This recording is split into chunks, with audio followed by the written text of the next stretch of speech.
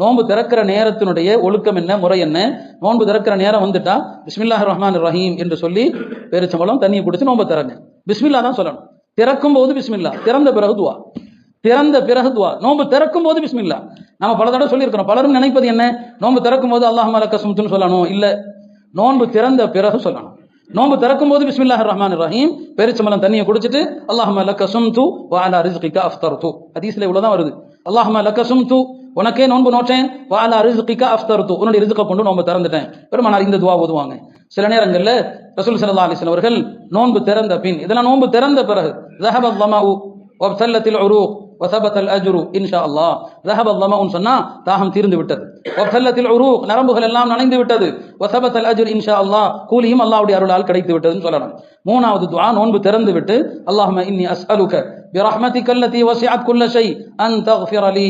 யா அல்லாஹ், உன்னுடைய விசாலமான ரஹ்மத், உன்னுடைய எந்த ரஹமத்து எல்லா பொருள்களையும் சூழ்ந்திருக்கிறதோ, அஸ்அலுக பிரஹ்மதிக அல்லதி வஸிஅத் குல்ல ஷை, எல்லா பொருள்களையும் சூழ்ந்திருக்கிற உன்னுடைய அருளை கொண்டு கேட்கிறேன், அன் தக்ஃபிர லி, என் பாவத்தை மன்னிப்பாயாக, என் பாவத்தை மன்னிப்பாயா. அருமையானவர்களே, ஒரு விஷயத்தை தெரிந்து கொள்ளுங்க. நோன்பு திறக்கிறதுக்கு முன்னால எல்லாரும் துவா செய்யறோம், உட்கார்ந்து துவா செய்யறோம், அது துவா கபூல் ஆகும். நோன்பு திறந்த பிறகும் துவா கபூல் ஆகும்.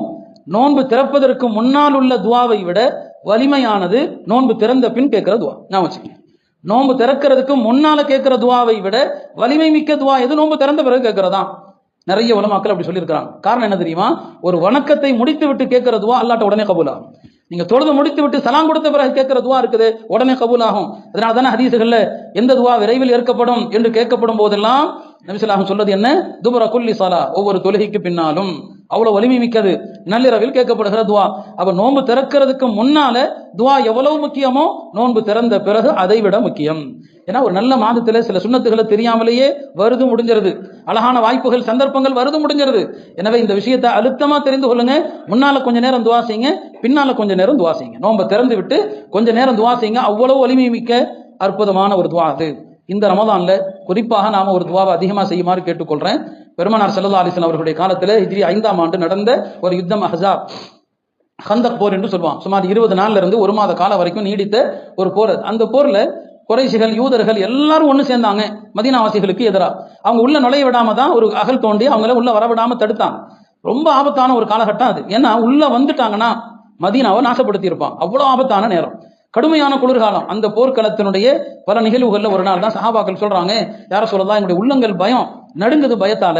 ஏன்னா அங்க உள்ள பெண்கள் இருக்கிறாங்க, முஸ்லிம் பெண்கள், குழந்தைகள் இருக்கிறாங்க, ஆபத்தான சூழ்நிலை. இந்த எதிரிகள் எந்த பக்கமா மதீனாவுக்குள்ள வந்தாலும் நாம எந்த உத்தரவாதம் இல்லை, அவ்வளவு பெரிய ஆபத்தில் இருக்கிறோம். அந்த நேரத்துல தான் ரசூல் ஸல்லல்லாஹு அலைஹி வஸல்லம் அவர்கள் சொல்லி கொடுத்தாங்க, இந்த துஆ ஓதுங்க, உள்ளத்தில் இருக்கிற கலக்கம் பீதி நீங்கும். அல்லாஹும்ம அஸ்துர் அவ்ராத்தினா வ ஆமின் ரவாத்தினா. யா அல்லாஹ், உஸ்துர் அவ்ராத்தினா, எங்கள் குறைகளை மறைத்து எங்கள் அச்சங்களை நீக்குவாயாக, பயத்தை நீக்கி அமைதியை தருவாயா, வ ஆமின் ரவாத்தினா. ஏன் இந்த நேரத்துல இதை சொல்றோம்? இந்த ரமதான்ல எல்லா முஸ்லிம்களும் இந்த துஆ ஓதுங்க. நாடு எதிர்நோக்கி இருக்கிற தேர்தல், அதற்கு பிறகு முடிவுகள் எப்படி இருக்கும், மீண்டும் இந்த ஆட்சி தொடரும் போது என்ன நிலை ஏற்படும் என்கிற ஒரு கவலை சாதாரண விஷயம் அல்ல, அலட்சியமாக எடுத்துக்கொள்ளப்படுகிற விஷயம் அல்ல.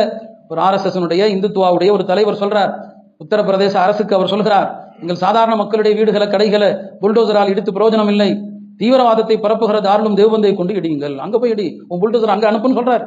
இல்லைனா இந்துக்கள் எல்லாரும் போய் அதை அழிக்கணும், அதை அழிச்சாதான் இந்துக்கள் நிம்மதியா இருக்க முடியும்.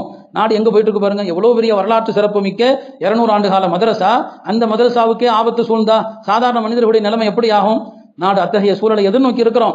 எனவே இந்த துஆ அல்லாஹும்ம அஸ்துர் அவ்ராத்தினா வ ஆமின் ரவாத்தினா, அஹ்ஸாப் போரின் போது சஹாபாக்களுக்கு பெருமானார் ஸல்லல்லாஹு அலைஹி வஸல்லம் இந்த துஆவை சொல்லி கொடுத்தாங்க. சஹாபாக்கள் சொல்றாங்க, நாங்க இந்த துஆ எப்போ ஓத ஆரம்பித்தோமோ எங்களுடைய உள்ளங்கள்ல பயம் போயிடுச்சு. அதுக்கப்புறம் எதிரிகள் எப்படி துரத்தப்பட்டாங்க அது வேறு விஷயம். அல்லாஹ் ஒரு பெரிய காத்து அனுப்புனா, குர்ஆன்ல அதை பத்தி வரலாறு இருக்குது. அந்த உள்ளத்துல ஏற்பட்ட அச்சம் பீதி நீங்குச்சு இந்த துஆவுல. முழு உம்மத்தும் ரமலானுடைய இஃப்தார் சஹருடைய நேரங்கள்ல இந்த துஆவை அதிகமாக ஓதுங்க. தயவு செய்து நம்முடைய அந்த நேரங்களை வீணாக்கி விட வேண்டாம்.